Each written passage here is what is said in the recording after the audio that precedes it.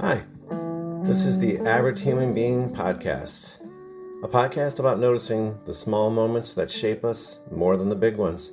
I'm Darren Mell, Average Human Being. I'm not here to teach you anything, just talk about being human. Thanks for listening.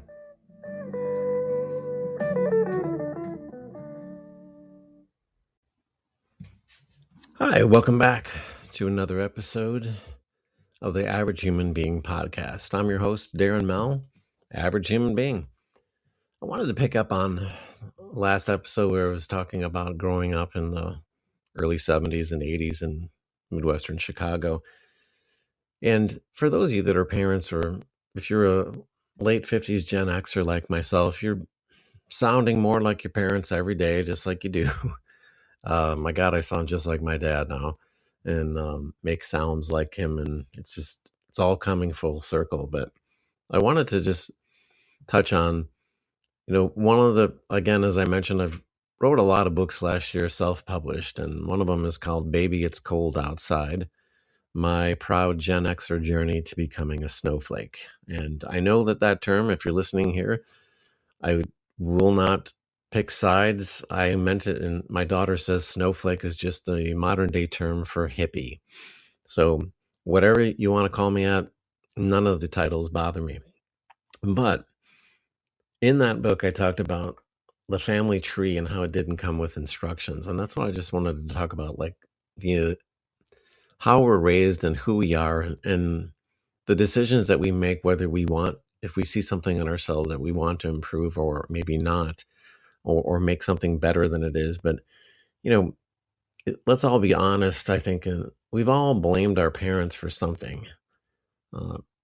Maybe it's the way we fold towels or our inability to talk about feelings without breaking into a cold sweat, or our lifelong aversion to Brussels sprouts.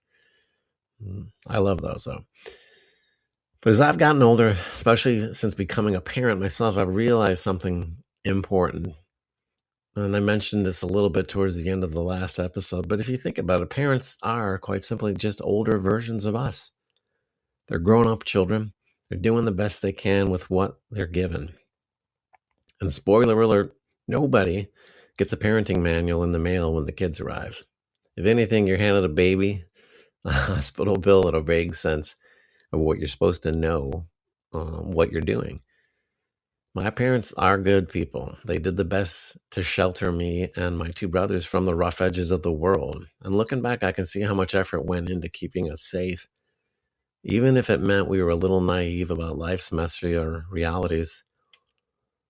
Sure, I think about it. There were times when they didn't tell us, and yes, sometimes that left me feeling out of the loop. But now, with a little more mileage under my belt, I get it. They were just trying to protect us and give us a childhood that was a little softer than what they had known. It's easy to forget that our parents were shaped by their own parents, who were shaped by theirs, and so on, all the way back to the first poor soul who decided to have kids without a clue. My father, for example, was never very affectionate with us. He wasn't the hugging type, and he wasn't the I love you. He wasn't something that he said out loud. But I never doubted that he loved us. Years later, I learned that his father was even less affectionate, and apparently the family tree was pruned with like a firm handshake and a nod. Now that I'm a parent, I see just how hard it is to break your own habits. The things that we pick up in our childhood stick with us, whether we like it or not. And those patterns, I've seen good or bad, or somewhere in between, have a way of sneaking into our own parenting, even when we swear we'll do things differently. What do you guys think about that? If you're a parent out there, what do you think?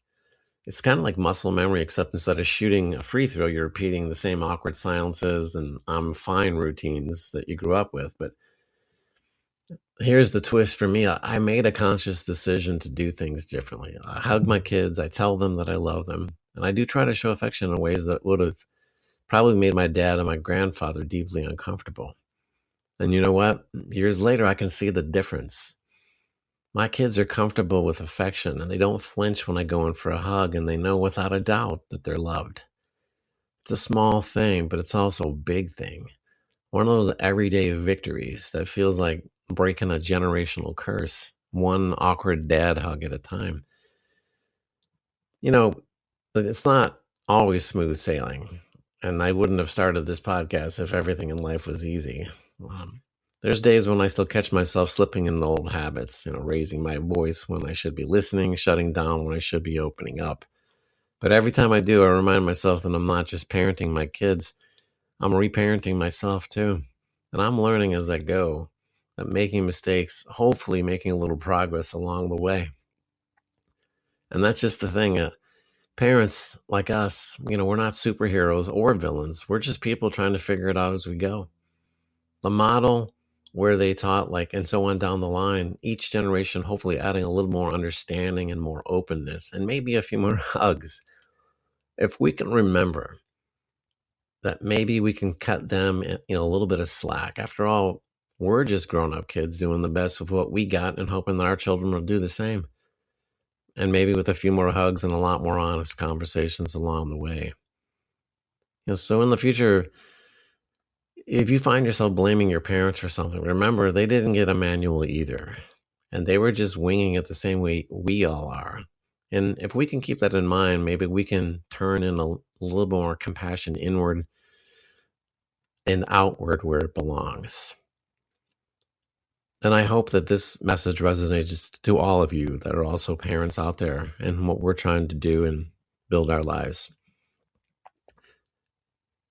That is all for today's episode of The Average Human Being.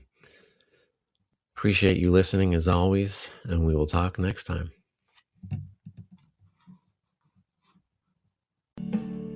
This has been the Average Human Being podcast with Darren Mel. Thanks for listening.